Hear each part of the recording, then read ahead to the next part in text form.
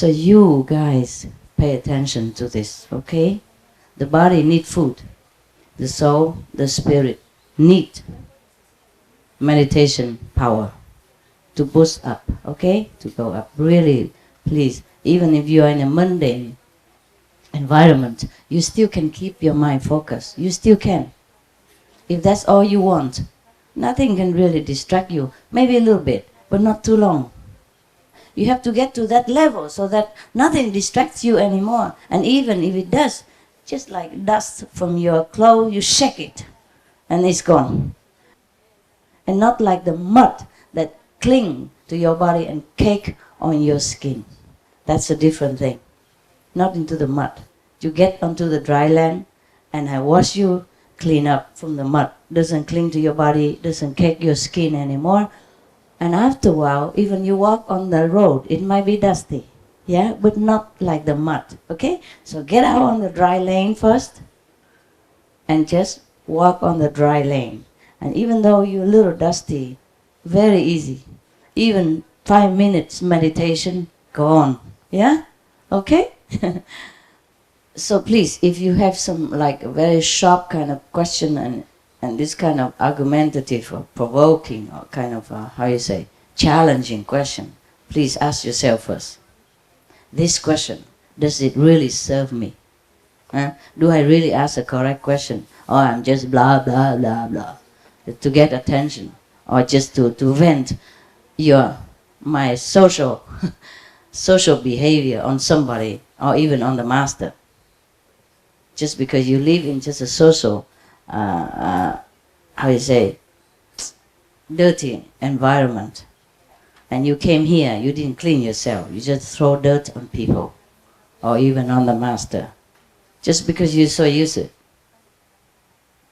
Or you are angry inside of something, and then you just blurt it out. It's useless for you, even if I answer it, and even if you understand it. These all are still in intellectual level. You know what I mean? It's not the real thing. No matter how eloquent I am in describing an apple to you, you might see the vivid picture in your eyes, in your mental eyes, but you still don't taste the apple. I might be very good at describing it, and you even feel mouth watering. Wow, I wish I'd have an apple. And I understood what an apple looked like, and I understood what it tastes like, but I don't have an apple. Apple is what you need, not a glorious description of it. No matter how good the description. So even here, I'm coming here not to talk to you, really, not to even answer your question, and not to make you think that I really understand everything I really understood everything from the universe. I really had a great eloquence. It's not that. It's just my presence that is a gift to you. Anything I talk, it's just okay to make you focus on me. Oh, to make your mind a little relaxed. Okay? Just my presence. That's the best, lecture I could give to you.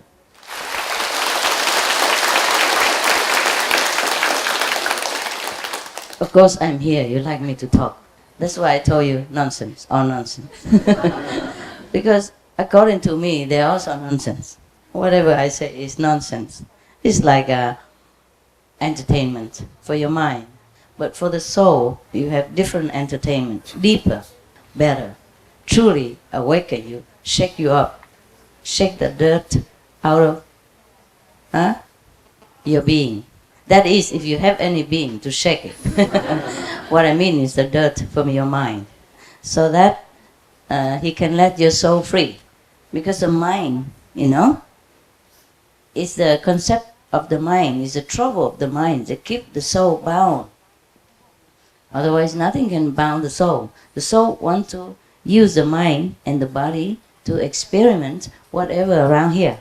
But if the mind and the body is not on a very cooperative mood or not on a very high level, the soul just keep relying on those information and binding together. And that's how you're not liberated. It's just the mind that's the problem. So when you meditate well, deep, you fly away from the mind.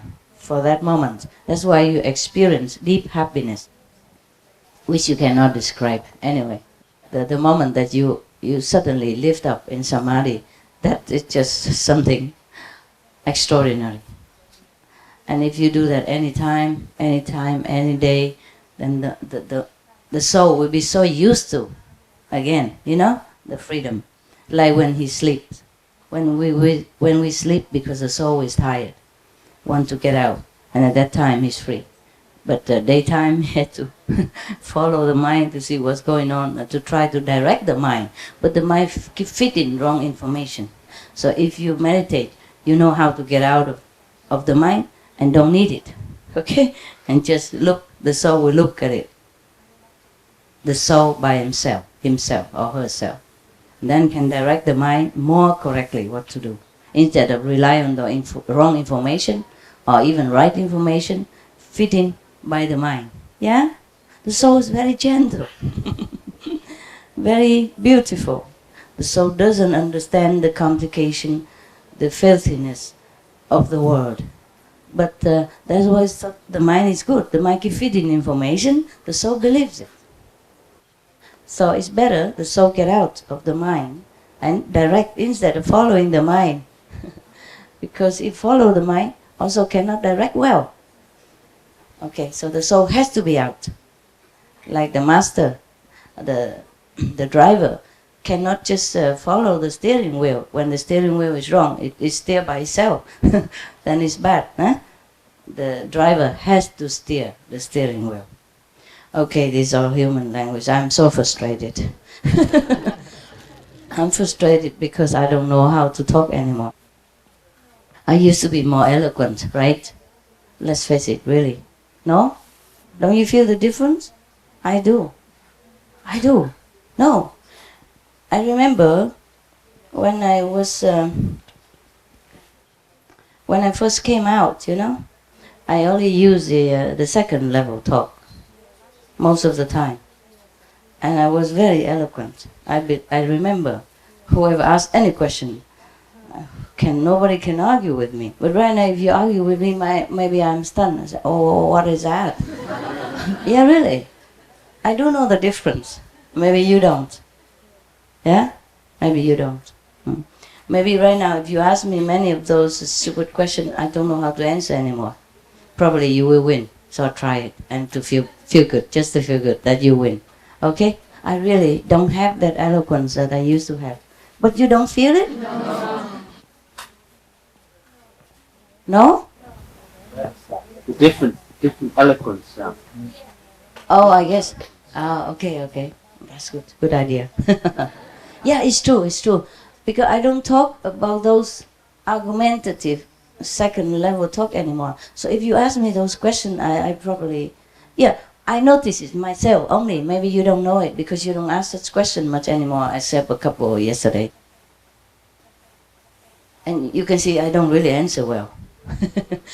I notice it myself because most of the time now you don't ask these questions anymore, so you don't notice it. Yeah? But when I go outside, the outside people, they ask the kind of question that you used to ask before, or other people used to ask before, and I don't know how to answer. I just, I don't think anymore in that direction. I just, what? I don't even feel tired. I don't know why I can't answer it. I just shut my shoulder and answer the way outside people just say anything just to, to get away with it. That's it. It's not the way I fiercely and enthusiastically, try convince the people by my power of talk. I wasn't even enthusiastic anymore. Even if I want to, I just stand there. I just kind of stunned. Why does he ask this question? That's probably most of the time I ask like that. And I really don't know. Most of the time I couldn't answer anymore the way I answered before. I guess it's not necessary anymore. And I have to tell you also that when I was enlightened, it was just 100%. It's like the master level. So, and I had to confess with you, I only knew the 5th level then. Okay? And later I meditate more. And on the retreat and all that myself. Then I go higher very fast. Boop.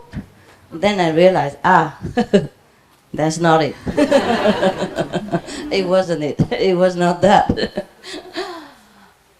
I tell you a joke. There's a young soldier, yeah, went into the army for fighting. And every day, the commander-in-chief, the commander, the colonel, keep notice that this guy keep going around everywhere, picking up any piece of paper on the ground, and look at it and throw it away. See, it's not it. So he keep going day in, day out, day and night. If he see any piece of paper, he pick it up and read it and throw it away. That's not it. Keep doing that all the time, picking paper, read it and throw it away. Say, that's not it. So the commander-in-chief, the colonel or general, thought that he is something wrong. He sent him to a psychiatrist, and the psychiatrist also think there's something wrong with him. So wrote a discharge paper for him to go home. Yeah, no more shoulder duty. And he picked that up, he read it, and said, this is it.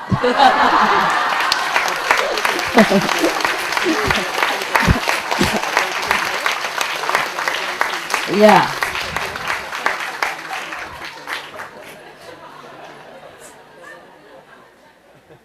I was so happy when I discovered during my retreat what is it all about. Me. I was so happy. I had nobody to talk to. But I was also angry. I said, why now? Why not before? Make me suffer all this time. All this illusion and all this nonsense. And then, of course, then I know, if I realize what I did, I probably won't go out and talk. I couldn't even talk. I couldn't be eloquent the way it was. I couldn't have that, how you say, low-level eloquence to deal with the low level at that time. Yeah, then it's okay too. But it was, it was a little bit, happy and frustrated at the same time. Nevertheless, I forgot it already.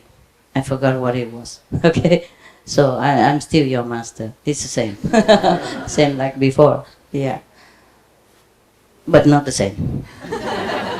The same, but not the same. For example,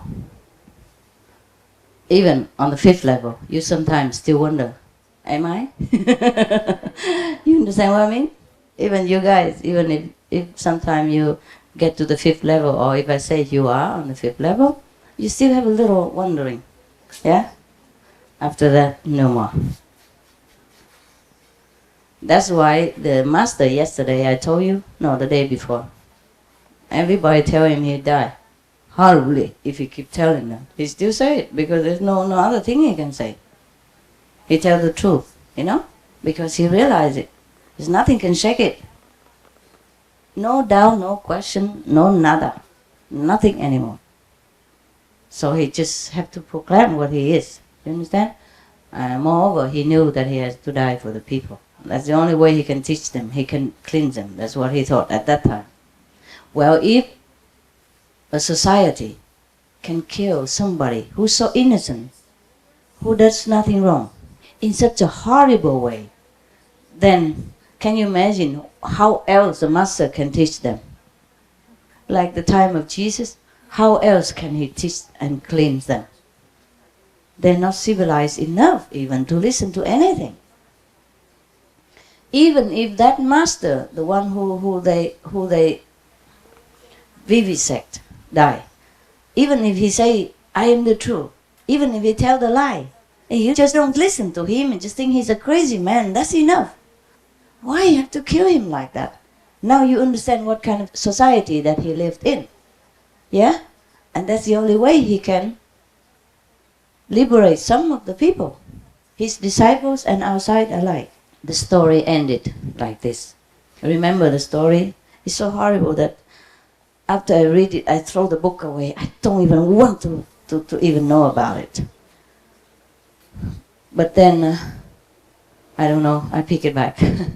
I thought maybe you could learn something from it, even though it's so horrific. I did not even want to let you know. But I thought maybe I could teach you something out of this. Yeah? We should gain a little bit of diamond out of the whole big dirty filth. Yeah? So the story ended like this. One of his non-disciple, but like maybe acquaintance or associate, wanted so much to know what happened. Okay, he knows that the master say that, of course, that the one who follows him will be liberated, yeah, and blessed.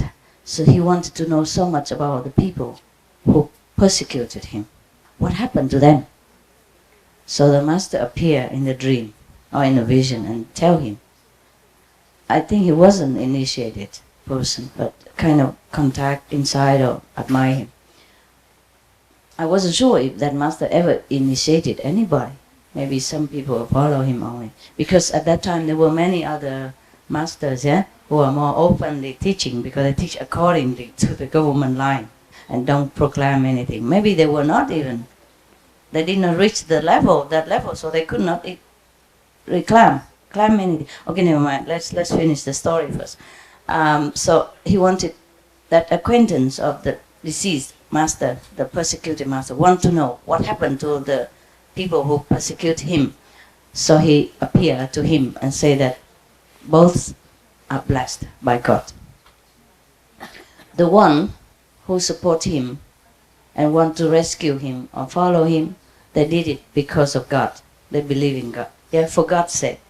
And the one who persecuted him also for God's sake, because they think he did against God. So both did it for God's sake. So God blessed them both. Perhaps the master knew already the outcome, so he blessed them already beforehand. Anyway, so at that time, many masters was teaching the same thing with him, of course, but they want him not to say that he's the truth. Yeah, that means I'm God. Want him not to say that because he will get killed. Nevertheless, he said that all the time. If anybody asks him who he is, he said, I'm the truth. He will proclaim it in the marketplace. And he knew he had to die. And even at the time of death, he proclaimed the same. At that time, many masters teach the same method that he did. But so a lot of people already follow him. And this master has also been studying before when he was younger. Now, of course, been studying with these masters. Yeah, but he separated himself out of all. Not because he said the other masters are no good, not that, but he became different. Not the way other masters do. Like most of the masters, for example, in India, nowadays even, if the master come out, like a successor of some great, already famous master, so that the tradition is this. You come out, you preach the teaching, and you always praise the master. You know what I mean? My master was this. My master will do this for you. My master will do that for you, do this for you. My master, the great. Never proclaim himself. That's they call humility. And this is rightly so. And the master of this type should have humility, should always praise God, praise the master before him, and accredit all the blessing and power to his master. That is correct. But this man, he doesn't. You see, the one who has been persecuted so gruesomely like that, he did not. He proclaimed, I am the truth. And he teach many crazy things. According to the book, he say, he teach crazy, you know. He became crazy. He doesn't do it the way any other master or the contemporary master did. So they predicted that he would die on the gallows, you know. Normally they just chop his head, but in this case they make it so horrible. Because he was the truth, he is the truth, he cannot say anything else. And the more they force him to say otherwise, the more he proclaimed that I am the truth. What would you say if you know who you are? Huh? If you know you're a doctor, you graduated, wouldn't you say, yes, I'm a doctor, I'm a surgeon, certified surgeon, I'll say graduated, I'm a doctor, surgeon. No? Wouldn't you say that? Or I'm a dentist, yeah? Or I'm a professor, or I am a PhD. Whatever you are, you say it. No matter how many people say you are not, can you be convinced that you are not? You know it yourself, oh my God, I am a doctor. So other people who don't know you don't even see the certificate. Even if you cannot prove it because you left your certificate at home in a safe box. But you say, I'm a doctor. And say, no, you're not. You're just lying. No, I am. I'm not lying. I'm a doctor. I am a doctor. You know what I mean? The more they say you're lying, the more you say, no, I'm not lying. It's true, I'm a doctor. For God's sake, I am a doctor. Yeah? Even you cannot prove it because you might be traveling far and you don't just take your doctor's certificate everywhere with you, do you? No, huh? Some of you here are doctors, but you don't carry it in your pocket all the time. So the people who know her here or him here know, okay, of course, if he says he's a doctor, he's a doctor. And he and then let him treat us. And then we know more and more the way he treats us, we know that, okay, nobody even doubts him because we all know and trust him. But the people outside, suppose he go on the street and say he's a doctor, people might believe, maybe not, until he's in action, or maybe they don't even let him treat, you know? If even language is not even, not the same language. For example, an English doctor here come out and talk to some Spanish peasant outside and say he's a doctor, maybe difficult to convince. You know what I mean? You can't explain it. So he won't let you treat him. Yeah? Don't touch me. I don't know who you are. For example, like that. Huh? And maybe even say that he tell lie or whatever because maybe he don't look like a doctor. Maybe he's on holiday now, he grow a big beard like this, you know, and his hair will grow long because he's so fed up with shaving every day. So on holiday he just let loose. And by the way, you see some people sick or in emergency need, he want to treat him. You see what I mean? Want to help him, but maybe they don't believe him. Because he doesn't look like a doctor. The doctor I see in the hospital, well shaven and with the white coat. You don't have even a white coat. And your beard looks so long. And your hair looks so matted, you know? It doesn't look like a doctor. Yeah, something like that. But nevertheless, he is. And he cannot proclaim otherwise. No matter how people tell him to. Huh? Now you understand? Yes. Maybe. Okay, let you go eat. I love you anyway.